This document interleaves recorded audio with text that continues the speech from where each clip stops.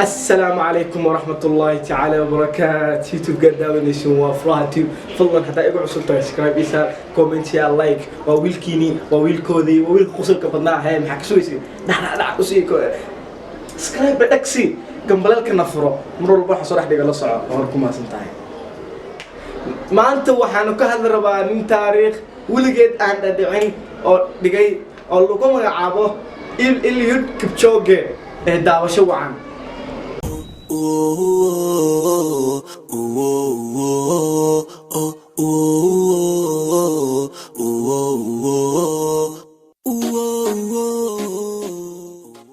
ninkaan ka hadlayno waxaa lagu magacaabaa Eluid Kipchoge. Eluid Kipchoge wuxuu dhashay 5 November 1984 ayuu dhashay gobolkan lagu magacaabo Nandi ayuu ku dhashay dalka Kenya. miisaankiisu waa 57 kilogram, dhererkiisuna waa 1.67 mitir. Sidoo waxaa lagu magacaabaa Grey Sugut. sidaan ognaho Eluid Kipchoge waa nin caan ah oo orodyahan ah saataqaaniin. Kipchoge saataqaaniin markiisa ugu hore uu soo caanbaxay wuxuu ku soo caanbaxay 3000 mitir 5000 mitir meelahaas ayuu ku soo caanbaxay uu orodkiisa ahaan jiray. waayihii dambe wuxuu xoog saaray marathonka 42 kilomitirka ama half marathonkiisa oo 21 kilomitir ah. haddaan soo qaadano tartanyaashii uu ka soo qayb galay tartanka ugu hore waxa weeye Berlin Marathon 2013 ayuu galay wuxuu ku dhameeyay 2 saac 4 daqiiqo iyo 5 second lambarka labaad ayuu soo galay tartanka xiga waxa weeye Chicago Marathon 2014 ayuu galay wuxuu ku dhameeyay 2 saac iyo 4 daqiiqo iyo 11 second lambarka ayuu soo galay tartanka xiga waa London Marathon 2015 ayuu galay 2 saac 4 daqiiqo iyo 42 second ayuu ku dhameeyay lambarka uu soo galay Summer Olympics ayuu 2016 galay wuxuu ku dhameeyay 2 saac 8 daqiiqo 44 second lambarka koowaad ayuu galay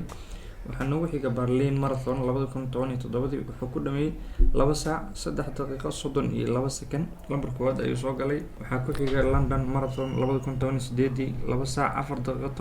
17 second ayuu ku dhameeyay lambarka koowaad ayuu soo galay Berlin Marathon ayaa nagu xiga 2018 ayuu ka qayb galay wuxuu ku dhameeyay 2 saac 1 daqiiqo iyo 39 second lambar koowaad ayuu soo galay recordna uu jabiyay oo weligiis la gaarin London Marathon 2019 ayuu ka qayb galay 2 saac 2 daqiiqo 37 second ayuu ku dhameeyay lambar koowaad ayuu soo galay waxaan tartan ahayn oo tijaabo ah ayuu wuxuu galay 2017 shirkadda Nike soo qabanqaabisay magaalada Monza oo Italy ku taasho wuxuu isku dayay inuu marathon ku dhameeyo wax 2 saac muddo 2 saac ka yar laakiin uu suurtagelisay wuxuu ku dhameeyay 2 saac iyo 25 second ayuu ku dhameeyay 2 sano kadib dadaal badan iyo juhdi badan intuu soo bixiyay ayuu wuxuu isku dayay 2019 magaalada Vienna oo Austria ku taasho ayuu isku dayay tijaabadii labaad oo ku dhameyn lahaa 2 saac wax ka yar inuu ku dhameeyo tartanka orodka marathonka uuna ku guuleystay wuxuuna ku dhameeyay 1 saac 59 daqiiqo iyo 40 second waxaan soo qabanqaabisay shirkadda Ineos loo dhaho saad ogtiin ninka maanta wuxuu galay buugta adduunka ayuu galay oo lagu xuso taariikhda adduunka ayuu galay saad ogtiin haddana baraha bulshada saa u taqaaniin ayuu maanta zaid u dhex ordayaa hada ninkaas oo halbaliyana ninka Kenyaanka ah record on wiligeed la jibin ayuu jibiyay wuxuuna tilmaamayay markuu jibinay wuxuu tilmaamayay qofka hadduu sameeyo hard work ama dadaal badan hadduu sameeyo inuu gaari karo ama hadafkiisa inuu gaari karo adna dhageysanayo ama idaawanayo kaada ka shaqee ma jiro bil aadan xadidan ama wax lagu soo koobay ma jiraan waa dadaal aad sameyso dadaal dheeraad aad sameynayso waaye adiga qof walba hadafku uu leeyahay wuxuu ku gaari karaa kaliya inuu